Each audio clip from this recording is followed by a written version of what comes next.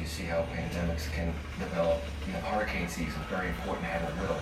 You people who evacuate for hurricanes, a lot of deaths occur on those roads.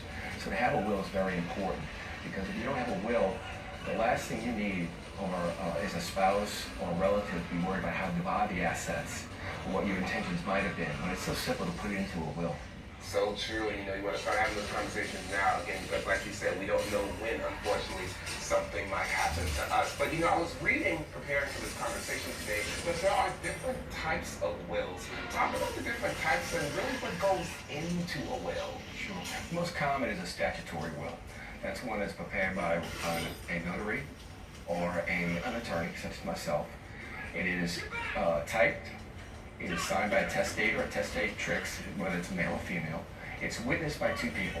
It's signed and dated and notarized. It's very important to have these specific elements of a will.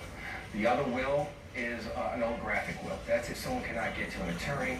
We don't particularly suggest it, but sometimes it happens, especially some in the low-lying areas of Terrebonne Parish and Lafourche. We see a lot of holographic wills. That's when it's written in your own handwriting, signed and dated. It's not witnessed, it's signed, dated, and it has to be in your own handwriting. It's a valid will.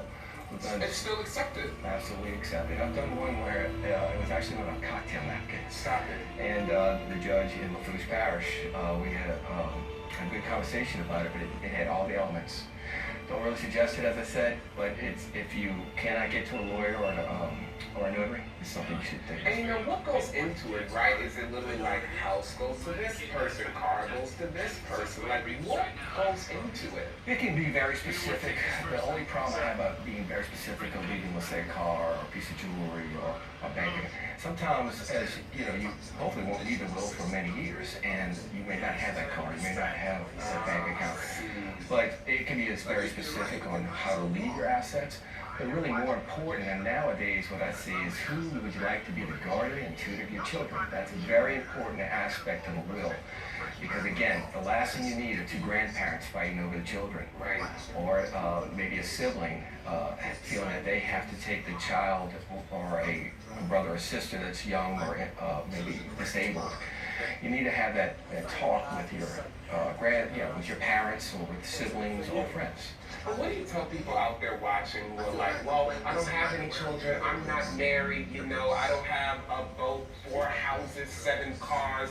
Why should they still look into having a will? Because if you don't have a will, the law in Louisiana is pretty specific. It would go to spouses, but you said you're not married.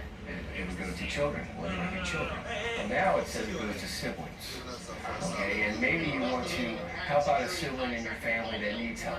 Well, it'd be nice to maybe just whether it's $1,000 or $2,000, instead of being divided between 7 siblings, which is very little and can be costly to do a succession, which we can get in at another date. But you could leave it to a brother or a sister or a friend. Oh, good to know. Now, for people who are out there watching, they're like, okay, I have my assets. How do I get started with my will? What's the first thing I need to do? First thing, you really need to speak to someone who prepares wills, has the knowledge, because it's not a very hard process. Speaking to an attorney, it's a very inexpensive process. You should gather maybe a list of assets when you go talk to an attorney. A notary can do it, but it's usually best an attorney because there are certain law changes that occur. But get a list of your assets and then go speak to someone in reference to a parent. Good to know. And before we go, Pat, I want to ask you, I feel like everything is online these days, including wills, but you definitely don't suggest that. Tell us why. Okay, so the problem I see with the online wills is that they're using national companies. Louisiana has a very specific law on how these wills have to be worded.